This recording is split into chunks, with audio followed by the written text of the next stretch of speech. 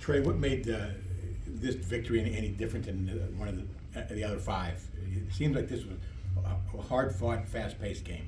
Yeah, we came into this game knowing that they were a good team, that we wanted to fight their stretches, so them closing the game in on us. So we had to fight back. So we showed that we could fight adversity, and then we could just get this win here. Day, that circus three. You were almost in midair before the ball was in midair. Just what could you take me through that shot and just the place erupted after you made that one? My mindset was just get it up, man, and shoot it like it's a regular shot. Shoot it like it's a normal three.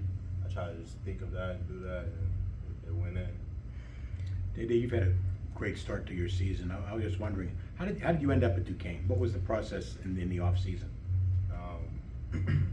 So the loyalty really throughout the coaching staff, just the heartfelt warmth and just the loyalty, the realness, I would say, and love that they gave off. We also had a relationship that we built while I was in high school as well with the coaching staff, and they have a relationship from years from the past. So that really just drugged me here, and then the field here is closer. They checked all boxes for me.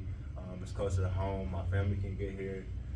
And it's a great education as well that I can get for myself to piggyback off when this ball stops bouncing. So I'm here. I'm a Duke. I'm home, man, and I love it here. Day, talk about home. You got Steel City there around the neck. Just how have you embraced this being your home and having that a part of you now? Yeah. So to be honest, this Steel City is from Lorraine, where I'm originally from, and I see Pittsburgh. They call themselves Steel City as well, but in Lorraine, it's a steel city. We had a steel mill, and they shut it down years ago. But I represent that as far as being Steel City, and I'm guessing it's destined for me to be here because I'm repping 2 and 1. Day, after the Montana game, we had a discussion about how everybody was chipping in and seeming to contribute. Another game like this where you had 5 different guys that scored 7+, but other guys that were just chipping in, making plays as far as rebounds and defensively. Just how hard is it to try to maintain that focus, knowing everybody needs to put a hand in order to make it work? Really just being patient, like individually for myself, just patient on the offensive end and just trying to max out on the defensive end and give all I have, because I know that's what it takes for us to win and for me to be a two-way and better player individually. So just me continuing to be patient and knowing that I'm going to get my shots or whatever that feel is going to be. I know my teammates got my back, even if I'm having an off night. So I just look at it that way and know that they're going to have my back and help me out when I'm down or when I'm not having the best game as far as offensively. This goes for either of you guys. You guys faced 2 really good offensive players in Kelly and Mitchell. You held them to 24 points combined. What was the mindset coming in, trying to slow these guys down? I'll go first. So yeah, Kelly, he's a really good big on finishing around the paint. And Coach Keaton on him to just make them play off the opposite shoulder and just continue to try to push them out farther off of their offense, so it'll be harder for them to go through their motions and their actions and easier for us to stop. Yeah, I feel like it just started with practice. We got a lot of good guys on the scout team, so they gave us a really good look at what they're going to be running and how they're going to run it. And it was just the focus in practice was just defense. We knew that we were going to have to get stops to win this game, and then that's what we did tonight. So we just took care of business. Speaking of getting stops, they cut it to 4 with 6 minutes left in this one. What were you guys telling each other, trying to find a way to pull ahead and stay ahead in this one?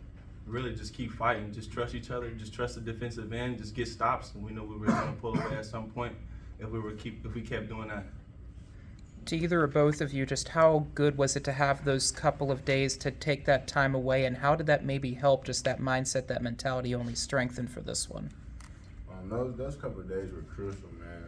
A lot of people don't get to go home and see their families, and we really appreciated that, and our coaching staff for letting that happen. And then I appreciate ourselves as well as myself, because we came back and really grinded and locked in to come in and focus on this game and not just still be on break, how that can be an asset or a cancer going home on a break. So I just really appreciate the fact that we came back and really dialed in on the defensive end and in practice, like he mentioned, to come in and just focus on our game plan and try to get this win like we did.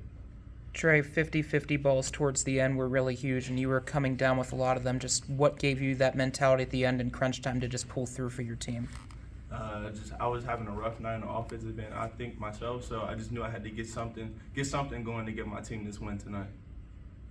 Trey, before the game, just being around you guys, it seemed like the banter was really flowing, that you guys had all really gelled together well, and then I saw in the tunnel you guys getting out before the game started.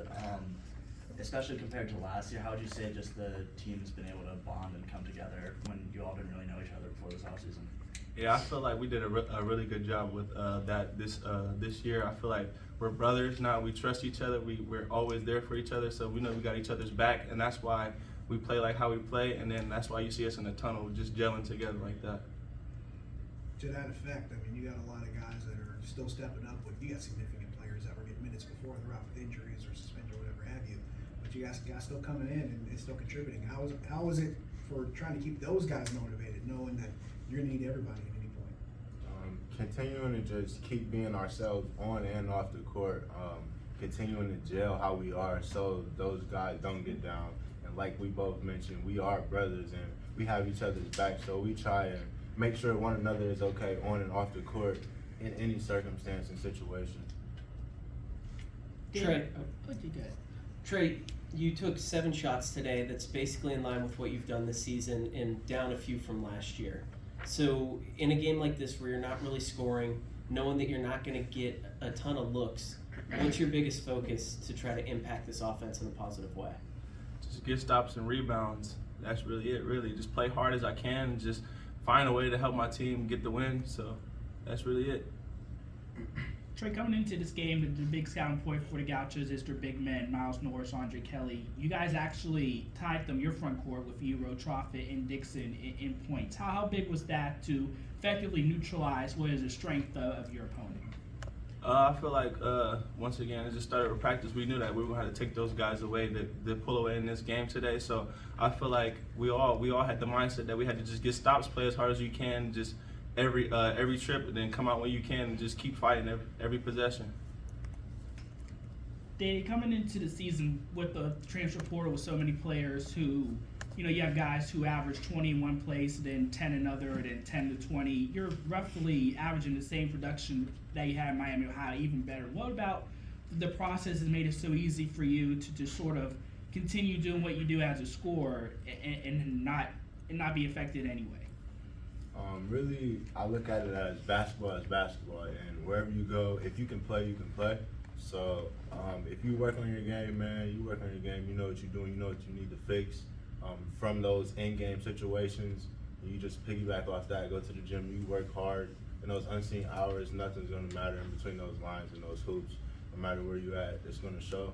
So I really just keep my mindset like that, as well as patient, because I know things will come and the results will show however they come out. Trey, you was on last year's team, already matched the season win total with 6.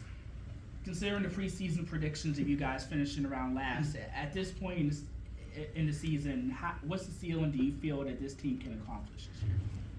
I feel like we can definitely be a tournament team if we keep fighting and just pushing ourselves on the defensive end first, and then let the offense come to us. Just move the ball, just get each other involved and trust each other. I feel like we can definitely be a tournament team here. Is that it?